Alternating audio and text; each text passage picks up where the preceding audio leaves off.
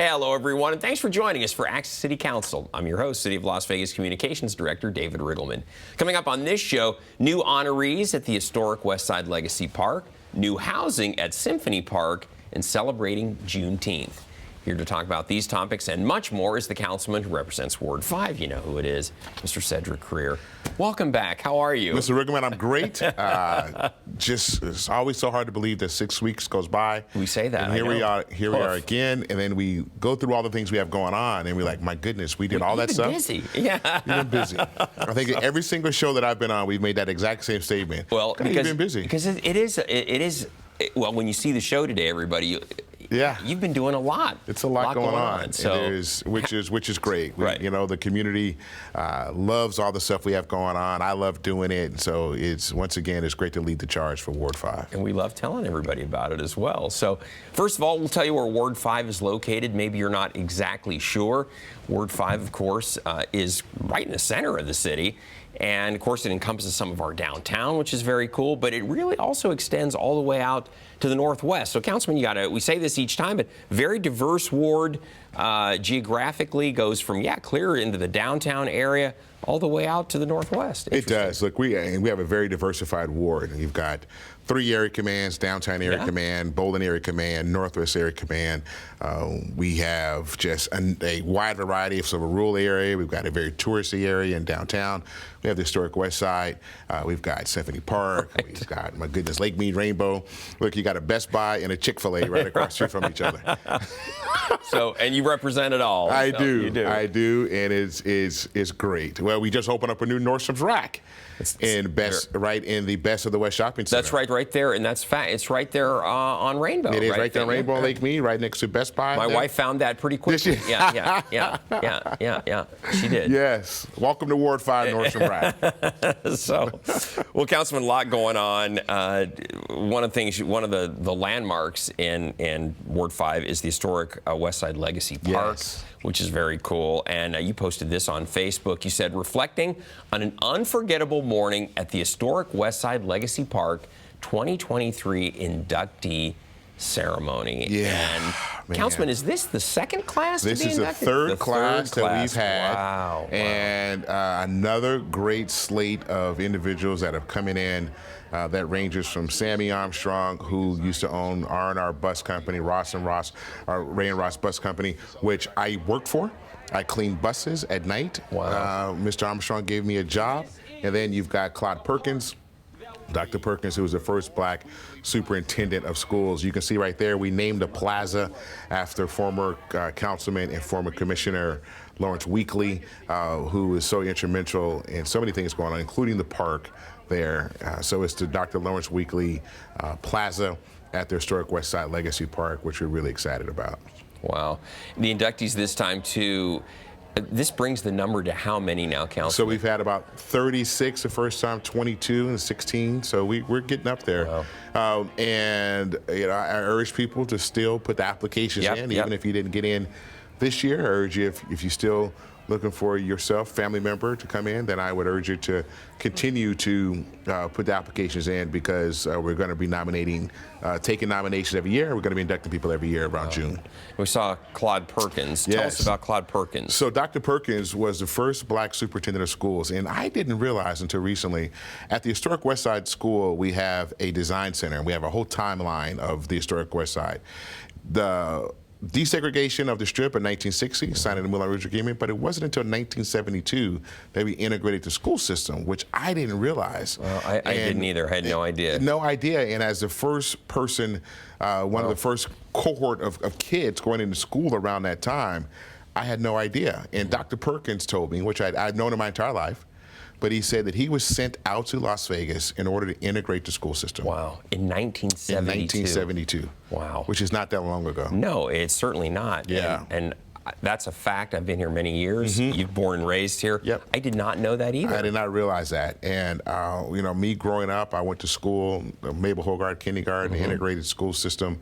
I didn't know any different, but there was a time right before me where schools were not integrated. Well, how about that? Thank you, Dr. Perkins. Yeah, for thank making a you change. very much, Yeah, Dr. exactly, Perkins. exactly. And I remember him being the superintendent of schools during that time period. And I did recognize the fact that he was a black man who was the superintendent of schools.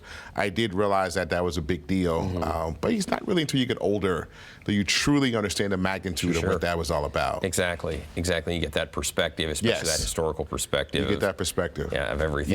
Yeah, and it's a blessing that he's still with us, that he's able to come out, and his family still lives here. His daughter Paula, his son Reggie live here. So it's great. That's terrific. And Councilman, if people have names that they would like to nominate, we give them a chance to do that each year, right? We do, sure. You can go contact our office, lasvegasnevada.gov/Ward 5. You can see all the information for the Historic Westside Legacy Park. You can always call our office and find out, and we'll give you information. But we will start taking applications again, so please apply. Yeah, it's so important, especially when you get names like Dr. Perkins and the others that I saw on the list there. The cool thing is I knew a lot of the people that are in the park. I've said that. I grew up with them and I knew them, but there are a lot of people that I didn't know. And that's one of the other purposes of it as well, is to nominate folk that I didn't know they did this or this impact that they made. And we have a number of those people. Hence, which is great. We're going to keep that legacy going. All right. Yes. Very good. Very good. Well, congratulations. That's wonderful. Councilman, you spoke at a couple graduations, graduation time of the year. And you spoke at a couple of them. You spoke at this one. You posted this on Facebook. You said it was a pleasure to give commencement remarks for the Aviation Maintenance Technicians graduation. Again, I did not know that we had a school like this in Las Vegas, but it makes sense. We got a huge airport. You got to have people help service the aircraft. We do, and this AM is a national school. They have a footprint here, as you can see. They actually train folk to become maintenance workers within the airport industry, airline industry, and they learn how to, maintain the engines. They can probably build a plane when they all graduate, and they do a fantastic job. The great thing about this is that they're learning a specific trade, and there's a need for their work, and they're going to go out and go straight into jobs, and it's just great. I didn't know this program existed. I have to give a special shout out to Richard Wynn, who runs the whole program. They are just doing it. They aren't talking about it. They're educating people, and they're getting people ready, trained, prepared to go into these high skilled and well-paid jobs. Very good. That's an important job. That's a job where you've got to get it right. You're talking about an airplane's engine. You want to make sure, it's going to be functioning properly, right? Yeah, you do. And you've heard me say this. You give a person a good job, it changes their life, it changes their family's life, and ultimately changes our community's life. These are those good paying jobs. These are those good jobs. Congratulations to those students. They are on their way, and that is a very technical, very highly skilled, as Councilman said, profession. And so kudos to those graduates for making it through. You spoke to another graduation, different group, but you posted this on Facebook. You said, "Thank you, John D. Ponder, for giving me the opportunity to address the graduates of Hope for Prisoners, such an amazing program that is changing lives." Councilman, tell everybody, if they're not familiar with this wonderful program, what Hope for Prisoners is all about. Hope for Prisoners is a organization, nonprofit organization, that takes folk who have been incarcerated, gets them out. They go through a program that gets them more readily prepared to go back into society, to find a job, to be contributing members of society. They work with them from start to finish. The goal, ultimately, is to have you not go back to jail, but to go and be contributing citizens into our community, whatever that consists of. And John Ponder and his team have done an amazing job of creating this curriculum, of creating this program. The graduation signifies that they have gone through this. They make a commitment. At the ceremonies, it's a tear-jerking ceremony. They talk about where they were, and then they talk about where they are and where they're going. Many have reconnected with their family members, those that sort of wrote them off, and they're back together with them, and it's just a great ceremony. Wow. Yeah. John Ponder, of course, is no stranger to Channel 2. We've had him on our programs over the years many times. And I think the thing that's always so impressive to me, Councilman, is just to your point, the low rate of recidivism for people in the program going back to jail is very, very low. And that's a phenomenal thing. Just people that aren't in the program or similar programs often end up back in jail. Well, you need a support group. right? And the whole peer-to-peer starts with John. John was incarcerated. He got out. He rehabilitated his life, and he chose to find ways to give back and to ensure that those that went the path that he went down don't go to that path. Right. And then he understands, firsthand the challenges of trying to get back into society, whatever that means. And so he's able to bring that. And I think that peer-to-peer mentoring is vitally important. Well, it's been an extremely successful program, and that was a big group, it looked like, he put through there, too. And he does it consistently. If you go to graduation, it's about the same amount of people, so it's great. And plus, another great thing is that they work very closely with Metro. We've had... we saw Metro as the honor guard. Metro. It's at the Metro headquarters, HC. But it also, you'll see sometimes you'll see an officer or even a judge that prosecuted the person will come out and work with them throughout the program. And then they're their biggest ally when they're coming back out, trying to get back out into society.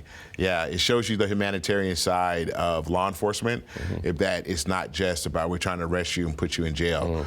We're trying to keep our community safe, but we're also trying to help people become contributing citizens as well. What was your message to the prisoners? Oh, well, the message was that stay on the right foot, obviously.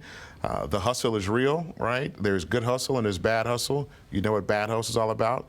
If you could turn that around and put it towards something positive, something good, then you're going to be great. But also one of the best messages is that I let them know that we see you, we're here, and I hope you know that you are not going through this journey all by yourself. Great words. Well, congratulations to them and all the graduates. This class of 2023, whatever you graduated from. So, and then Councilman, we love when progress moves ahead, and you and I, again, been here a long time.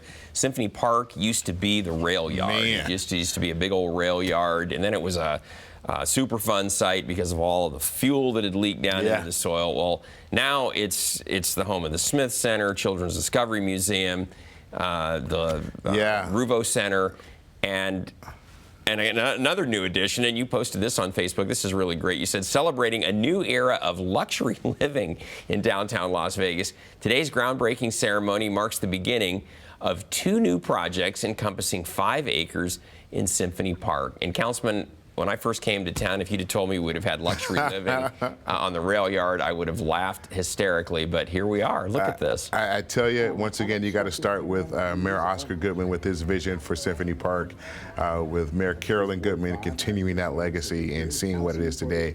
Usually, great things start with a great vision. And you can see, look at that, there's 21-story tower, Southern Land, 5-story tower. They also built and developed Oric, which is right next to there. Yeah, beautiful property. Tim Downey, the CEO of Southern Land Company, are just great people to work with. And I said at the ceremony that it's great to work with an organization that doesn't talk about what they're going to do, they just do it. You've always said that since you've been in office. From a council person that has been told one thing and then companies go out and do another thing or don't do it. That happens around here. It does happen, so it's great to see a company that is actually doing it. Not a lot of rhetoric, not a lot of talk. This is the project, we want to do it great. And next thing you know, there's a shovel in the ground. And so thank you to them. They're a great builder, great partner. It is contributing to work with all the other amenities we have going on. We've got Red Ridge Development with a $240 million investment right behind there. We were just at World Market Center just past weekend celebrating Juneteenth, which is becoming a huge contributor to our society, to Las Vegas, not only from a convention standpoint, but from just being a community partner standpoint. Vegas VIX, Discovery Children's Museum, all the different things going on. There's a lot going on in Symphony Park. Yeah, and it's really come a long way. For a time, everybody probably remember the Smith Center kind of stood there all by itself for a time, and boy, not anymore. There are things all around it, and it's really it's Mayor Goodman. You talked about Oscar Goodman. Always referred to that as that was our beachfront property. That was our equivalent to beachfront property. That's a great analogy. Yes, it is. And you know what? It is beachfront property. He's absolutely right. I get so many people who are looking to do projects and they want to come into Symphony Park to do things. And it's not a matter of us trying to find quality developers or quality projects. It's a matter of which projects we want to do, which one makes sense. So great place to live. You'd be in the center of everything down there. So congratulations to Southern Land for their project going forward. And then we love this, Councilman, too. You celebrated the new lighting, the Third Street Promenade. There used to be a stretch from the Fremont Street experience over to Third Street that just didn't really have much in the way of anything in between it. And now there's a nice connection between Fremont, Third, all the way over to the Mob Museum, which is very nice now. Yeah, there is. And look, Andrew Simon, Fremont Street Experience, all of the folk with Boyd Gaming, Downtown Grand, all of them partners that came in to help create that Third Street Promenade to a very vibrant spot now. It's beautified. The lighting is much better. There's the pavement is much better. Yeah, it's nice. The landscaping is much better, and it is a great thoroughfare between, like you said, the Mob Museum all the way up to Fremont Street Experience, and everything in between. It makes that nice connection between Fremont all the way as you go to the north there, because there's a lot to see. You've got all those great restaurants that are on the way down, and of course you've got the Downtown Grand is at the end there, and then Mob Museum, all those things are, so it connects all of that now. Yep, and then the Fremont has a huge renovation took place. There's a big food court right there you can walk right into. That's right. Which is great. And look, downtown is just coming together, right? You think the small things that take place don't make a big difference, but the small things do make a big difference, especially when you're talking about redeveloping and developing a part of the city that has been somewhat stagnant for decades. Yeah. We can't say that anymore about downtown Las Vegas. It's hip and cool to be down there now, and a few years back, that wasn't the case. You didn't want to go down there. You did not. I remember when downtown was the place, like for New Year's Eve, before they moved it to the Strip. Right. It was downtown. Right. And it's Binion's now. It was the Mint back in the day. Yeah, you had to, it wasn't the safest place. No, my first New Year's Eve in Las Vegas. That's where we downtown, went, sure. and that was, I think, the last time we went there. Yeah. But that was a long time ago. That was 36 years ago. Yep. So, And so, what a difference a day makes, what a difference a year makes, what a difference a couple of decades make, and we are on the road to, who knows where downtown could lead, and it has its own tentacles now. It does. Whether it's housing, whether it's hospitality, our food and beverage product is outrageously amazing. They just opened up a new, David Robbins just opened up a new restaurant, 1228 Main, which is the address. If you're looking for an amazing ham and Gruyere croissant, stop by. It is fantastic. There's literally something for everybody. There is something for everybody. And they just opened up. We're really happy to have them down into the downtown corridor. That's awesome. And more to come. Yeah, and again, you talked about Mayor Oscar Goodman. Current council is obviously doing a lot to keep that momentum going as well. You're a perfect example of that. So, Councilman, I love this too. You posted this on Facebook. You said, "Thank you, JetBlue Airlines, for designating Las Vegas and the Doolittle Community Center as one of only 13 cities nationwide to be a recipient of the JetBlue Soar with Reading program." Tell everybody what this is, Councilman. I'm gonna tell you something. This is amazing. So, JetBlue, one of 13 cities where they have picked in order to create, sometimes you have these mobile libraries, you can check a book out and you have to bring it back. This is not that. This is where they actually bring that kiosk, they fill it up with books. Kids can take the books and they can take it home to build up their own library. Wow. So those books are all free to kids. Nice. It's at our Doolittle Center. These kids have access to these books, and we kicked it off with the ribbon cutting for the kiosk, and they had executives from JetBlue came in from New York, so it wasn't just like a passing through. They had some of their top people there for this program. I have to give a lot of credit to JetBlue. Well, pretty amazing. And that's pretty amazing. It's only 13 cities in the country get to take advantage of this. That's not very many, so that's great. Yeah, it's great. I mean, anytime you can give a kid a book, a free book, and to expand their minds. And you get a councilman to read to you, too. I mean, geez, we had a great time reading. Man, good stuff. Yeah, the kids were surprised that I actually got that on the floor with them. They were like, "Are you on the floor with me?" Here I am. Councilman, tell everybody where Doolittle is. If they're not. Doolittle is on the corner of Lake Mead and Jay. It has been there for a long time. It's our active community center, and it is right there. It's a big fields. The shack courts are there. Performing arts is there. Our actual active adult center is there. It's Doolittle. We got it all. Got it all right there. And coming soon, you posted this on Facebook. You said, "Here we grow again. Can't wait for the new Mario's Westside Market." So excited for this one. You know, Mario's has been a staples in our community for decades. We have had a challenge in getting a quality market in our community. Like a lot of inner core cities, it's tough to sometimes kind of a food desert. Yeah, food desert, to get fresh foods in, to get quality foods. Affordability is there. Many of the larger markets don't necessarily look at that as a viable option. Right. And so we have to be creative, and we have. Mario's has been there forever.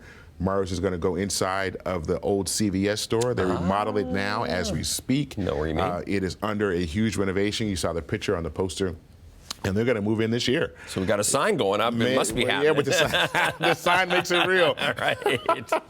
Well, congratulations. Yes. So when is it going to open, Councilman? I hope October, November. Okay, coming up. Coming up. I saw Mario just the other day. He says they're moving forward. Good for him. And the inside is getting all done. You'll see the facade on the outside coming up. It's great. You got Nigros Construction, who's building it, who are great guys. The Nigros have been in this town forever. So if the Nigros are part of it, you know it's going to be great. That's right. Well, so go check out Mario's. If you live in that area, it'd be a nice place that you can shop very soon. And we mentioned this at the top of the show, Councilman, Juneteenth. We just celebrated Juneteenth. Woo. We posted on Facebook commemorating Juneteenth with the raising of the Juneteenth flag at City Hall. Now, this was just one of many, many events that you took part in, that took part across the city here over that whole weekend. You know, if you ask someone 5 years ago, 10 years ago what Juneteenth was, you're going to get mixed emotions and mixed thoughts about what Juneteenth is. Now it has become a celebrated event of our society federally. It was signed into law last year. This year, Governor Lombardo signed it into law. I have to give a huge thank you to Assemblywoman Claire Thomas, who shepherded that law through. Dee Evans from the National Organization for Juneteenth has shepherded it through as well. You know, Juneteenth is here. It's a state holiday. It's a federal holiday. Emancipation Day, we call it. Freedom Day, we call it. And it really highlights and showcases the challenges and tribulations that Black people faced before 1865, where in June 19th, where they rolled into Galveston and let those slaves know that they were free. Yeah. And I tell you, there's a huge story, and I think that more people are becoming aware of what Juneteenth is and understanding the history and the importance of it, which is fantastic. Yeah. Councilman, in a previous life, I had worked in Texas, and of course, Juneteenth was marked and celebrated in Texas because that's where it originated. But yeah, it was the day, June 19th, 1865, when the former slaves in Texas finally learned that they had been free. 2 years later. Yeah, and the war had ended actually in April. Yeah. So here now 2 months later go by, and they're finally just now told when the Union Army came, you guys are free. And, but yeah, of course, the Emancipation Proclamation was signed by Lincoln 2 years before that. That's right. So there's a huge significance, and I hope that people just don't take it as getting another day off, that they do take it to reflect and to understand and to learn and to gain more insight into the importance of Juneteenth, because it is very important. And you participated in many of those events. I did. I was glad to see that. We had a huge event at the World Market Center. Thank you, World Market Center, in partnership with Rainbow Dreams Academy and Diane Pollard. We must have had 6,000 to 7,000, 8,000 people there. That's great. We had over 150 vendors. We had entertainment. It was a great event. Group 702, who was a Las Vegas born and natives group, performed amongst others. It was the best Juneteenth event that we've ever had, and I think it's probably one of the best in the country. All right, and it's only going to get better. It is only going to get better. Councilman, this is great too. You did some great things for youth recently, and we want to make sure we get these mentioned. You posted this on Facebook. You said our inaugural Ward 5 youth golf experience was absolutely outstanding. We had 40 kids introduced to the game of golf, and more importantly, to a brand new experience. This is really cool. You know, I've been trying to get this on for a couple of years. I love to try to expand our youth into other things and other just common sports, maybe basketball, football, baseball. We have a tennis event that we do where we introduce kids to the game of tennis. Now we have golf. I have to thank the PGA Hospitality School at UNLV, Southern Nevada Junior Golf Association, and then the Southern Nevada Golf Association, and all of the other PGA Tour professionals from around the city who came out to give instruction and to be mentors to. We had Avis Brown Riley, who plays on the LPGA Tour as a guest speaker. We had a fantastic event, and it came off much greater than I even thought it was. and so we're very happy about that. Good. Look forward to next year. Councilman, they always say golf is a game that you can play your whole life. You know? Can. So if you can. learn it as a kid, you can play till you're old and gray. So And, we had putting stations, we had chipping stations, we had out on the range. We had a physical therapist that talked about the importance of physicalness, stretching, and different exercises for golf. It was a fantastic event. That's and great. Thank you. And also thank you to our Ward 5 team and also our special events team, Christy Garnis and her entire team that do an amazing job putting this together and working with. We had it at Muni Golf Course, Las Vegas Golf Club, which we call Muni, forever right up the street. And it was great. Thank you to them as well for being such gracious hosts. Well, speaking of great events, you also had another great event for youth. You posted this on Facebook. You said, had a blast taking 3 bus loads of kids to visit Zion National Park in Utah. Many had never left Las Vegas before. And boy, if anybody's ever been to Zion, you know how special of a trip this is. Yes, it is beautiful. I get on the bus and I tell the kids, okay, look, we're in Las Vegas, we're in Nevada now. We're going to come out of Mesquite. We're going to hit Arizona, go through the canyon, come out of Arizona, and be in Utah. And the kids are just like, what? You mean in one day I'm in Nevada, Arizona, and Utah? And they just get freaked out about that. And it's great. You see the kids. Thank you to Zion and the park rangers that were there who were such gracious hosts. Thank you to all the volunteers that came, the chaperones that were there. It is a wonderful event. You see the kids get a chance to get out into nature. Growing up here in Las Vegas, we weren't outdoor people. My parents didn't go to Zion. We went to Mount Charleston every once in a while when it snowed, or Lee Canyon when it snowed, but we didn't really go out. So to see these kids that are in the community that may not get an opportunity to experience the national parks, and it's so close. Look, we're 2.5 hours away from some of the most beautiful places in the entire world. It's an easy trip. Zion, Bryce Canyon, and it's just great that we take advantage of it. Well, it's awesome that you took those kids up there. That's really, really, really cool. So, well, Councilman, our half hour always goes by fast. We'll have to do it again in 6 weeks. But in the meantime, hey, invite me back. Yeah, I will. I promise. I promise you. You're booked. We always want to hear from you, everybody.